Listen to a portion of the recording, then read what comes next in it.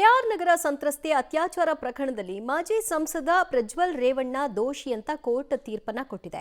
Court ತೀರ್ಪು ಕೊಡ್ತಿದ್ದ ಹಾಗೆ ಗಳಗಳನ್ನೇ ಕಣ್ಣೀರಿಟ್ಟಿದ್ದಾರಂತೆ. ಜೊತೆಗೆ 14 ತಿಂಗಳಿನಿಂದ ಆಲ್ರೆಡಿ ಜೈಲಿನಲ್ಲಿರುವ ಪ್ರಜ್ವಲ್ ರೇವಣ್ಣ ಅವರ ತೀರ್ಪು ಮತ್ತು ಶಿಕ್ಷೆ ಏನು ಅನ್ನೋದು ನಾಳೆ ಪ್ರಕಟವಾಗುತ್ತೆ. ಆ ಬಗ್ಗೆ ವರದಿ ಇದೆ, ನೋಡ್ಕೊಂಡು ಬನ್ನಿ. ಮಾಜಿ ಸಂಸದ ಪ್ರಜ್ವಲ್ ರೇವಣ್ಣಗೆ ಬಿಗ್ ಶಾಕ್.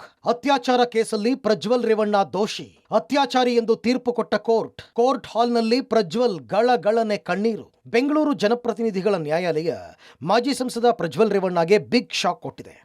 ಕೆಆರ್ ನಗರದಲ್ಲಿ ಕೆಲಸದಾಕಿಯ ಮೇಲೆ ಅತ್ಯಾಚಾರ ಆರೋಪ ಪ್ರಕರಣದಲ್ಲಿ ಪ್ರಜ್ವಲ್ ರೇವಣ್ಣ ದೋಷಿ ಅಂತ ನ್ಯಾಯಮೂರ್ತಿ ಸಂತೋಷ್ ಗಜಾನನ್ ಭಟ್ ಅವರಿದ್ದ ಪೀಠ ತೀರ್ಪು ಪ್ರಕಟಿಸಿದೆ. ನಾಳೆ ಶಿಕ್ಷೆ ಪ್ರಮಾಣ ಪ್ರಕಟ ಮಾಡಲಿದೆ. ಪ್ರಜ್ವಲ್ ರೇವಣ್ಣ ದೋಷಿ, ಅತ್ಯಾಚಾರ ಪ್ರಕರಣದಲ್ಲಿ ಪ್ರಜ್ವಲ್ ರೇವಣ್ಣ ದೋಷಿ. ನಾಳೆ ಶಿಕ್ಷೆ ಪ್ರಮಾಣ ಪ್ರಕಟಿಸಲಿರುವ ಕೋರ್ಟ್ ಗರಿಷ್ಠ ಜೀವಾವಧಿ ಶಿಕ್ಷೆ ಸಾಧ್ಯತೆ, ಕನಿಷ್ಠ 10 ವರ್ಷ ಜೈಲು ಶಿಕ್ಷೆ ಸಾಧ್ಯತೆ.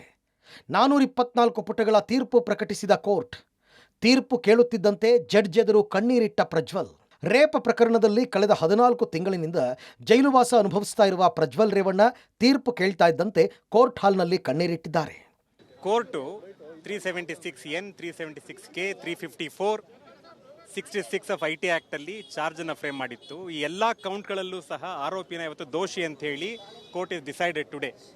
ಈ 118 ವಿಟ್ನೆಸ್ಗಳನ್ನು ಚಾರ್ಜ್ ಶೀಟಲ್ಲಿ ತೋರಿಸಿದ್ವಿ ಇನ್ವೆಸ್ಟಿಗೇಷನ್ ಆಫೀಸರು. ಸುಮಾರು 180ಕ್ಕೂ ಹೆಚ್ಚು ದಾಖಲೆಗಳನ್ನು ಈ ಒಂದು ಪ್ರಕರಣದಲ್ಲಿ ಹಾಜರುಪಡಿಸಲಾಗಿತ್ತು. ಇದರಲ್ಲಿ ಸಿಕ್ಕಿರ್ತಕ್ಕಂಥ ಡಿಜಿಟಲ್ ಎವಿಡೆನ್ಸ್ ಏನಿದೆ ಅದರ ಆಧಾರದ ಮೇಲೆ ಇವತ್ತು ಕೋರ್ಟು ಯಾವೆಲ್ಲ ಚಾರ್ಜಸ್ಗಳನ್ನು ಫ್ರೇಮ್ ಮಾಡಿತ್ತು ಎಲ್ಲ ಚಾರ್ಜಸ್ಗಳಲ್ಲೂ ಸಹ ಅಕ್ಯೂಸನ್ನು ಕನ್ವಿಕ್ಟ್ ಮಾಡಿದೆ. ಈ ಅತ್ಯಾಚಾರ ಪ್ರಕರಣದಲ್ಲಿ ಪ್ರಮುಖವಾಗಿ ಅದರಲ್ಲೇ ಅತ್ಯಾಚಾರದಲ್ಲಿ 2 ಪ್ರಮುಖ ಅಂಶಗಳಿದ್ವು. ಒಂದು, ಬಲಿಷ್ಠರಾದವರು ಆರ್ಥಿಕವಾಗಿ ಮತ್ತು ಸಾಮಾಜಿಕವಾಗಿ ಹಿಂದುಳಿದ್ರ ಮೇಲೆ ಒಂದು ಅತ್ಯಾಚಾರ ಮಾಡಿದಂಥ ಪ್ರಕರಣ, ಅದು ಕಲಂ.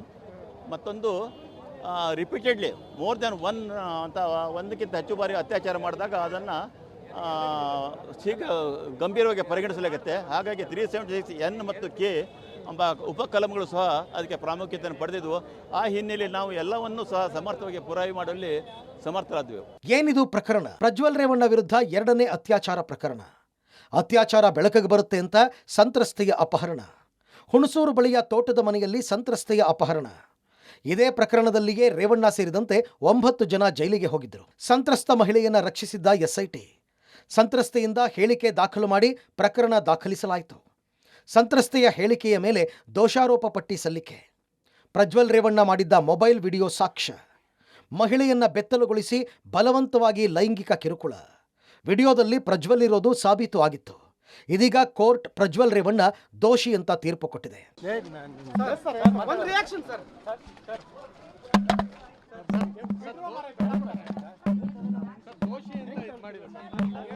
ಇನ್ನು ರೇಪ್ ಕೇಸ್ನಲ್ಲಿ ಪ್ರಜ್ವಲ್ ರೇವಣ್ಣ ದೋಷಿ ಎಂಬ ತೀರ್ಪನ್ನು ವಕೀಲ ದೇವರಾಜೇಗೌಡ ಸ್ವಾಗತಿಸಿದ್ದಾರೆ. ದೇಶದ ನ್ಯಾಯಾಂಗ ವ್ಯವಸ್ಥೆ ಬಲಿಷ್ಠವಾಗಿದೆ ಎನ್ನುವುದಕ್ಕೆ ಈ ಪ್ರಕರಣದ ತೀರ್ಪು ಸಾಕ್ಷಿಯಾಗಿದೆ. ರಾಜಕೀಯ ಕುಟುಂಬದ ಅಧಿಕಾರ, ಹಣಬಲದ ಎದುರು ನ್ಯಾಯಾಂಗ ತೀರ್ಪು ಕೊಟ್ಟಿದೆ. ಕಾನೂನಿನಿಂದ ಯಾರೂ ತಪ್ಪಿಸಿಕೊಳ್ಳಲು ಸಾಧ್ಯವಿಲ್ಲ ಎಂದಿದ್ದಾರೆ. ಈ ದೇಶದ ನ್ಯಾಯಾಂಗ ವ್ಯವಸ್ಥೆಗೆ ನಾನು ಧನ್ಯವಾದವನ್ನು ತಿಳಿಸೋಕ್ಕೆ ಇಚ್ಛಪಡ್ತೀನಿ. ಸಂವಿಧಾನದಲ್ಲಿ ನಮ್ಮ ನ್ಯಾಯಾಲಯಗಳು ಮತ್ತು ನ್ಯಾಯಾಂಗದ ವ್ಯವಸ್ಥೆ ಎಷ್ಟು ಬಲಿಷ್ಠವಾಗಿದೆ ಅನ್ನೋದಕ್ಕೆ ಈ ತೀರ್ಪು ಪ್ರಕಟವಾಗಿರೋದು ಒಂದು ನಮ್ಮ ನಿದರ್ಶನ ಆಗ್ತದೆ. ಮುಂದೊಂದು ದಿವಸ ಯಾವುದೇ ರಾಜಕಾರಣಿಗಳಾಗಿರ್ಬೋದು, ಬಲಿಷ್ಠವಾದ ತನ್ನ ಅಧಿಕಾರ, ಹಣಬಲ ಉಪಯೋಗಿಸಿರೋ ಈ ಕಾನೂನಿನ ಮುಂದೆ ಯಾರು ಕೂಡ ತಪ್ಪಿಸ್ಕೊಳ್ಳೋಕೆ ಸಾಧ್ಯ ಇಲ್ಲ ಅನ್ನೋದು ಸ್ಪಷ್ಟವಾಗಿ ಅರ್ಥ ಆಗಿದೆ.